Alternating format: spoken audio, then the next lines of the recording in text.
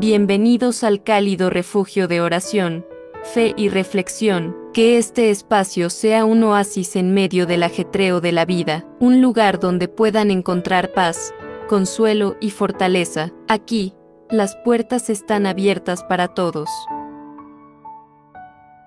Mi querido hijo, te veo con temor, pensando en que nada tiene solución, pero yo estoy aquí, a tu lado. Soy tu Padre, Dios y Señor Todopoderoso, tu refugio, tu ayuda. Lo que creas perdido, yo lo estoy restaurando. Estoy obrando de maneras que no puedes ver. Confía en mí, comparte con quien necesita mi amor. Ahora,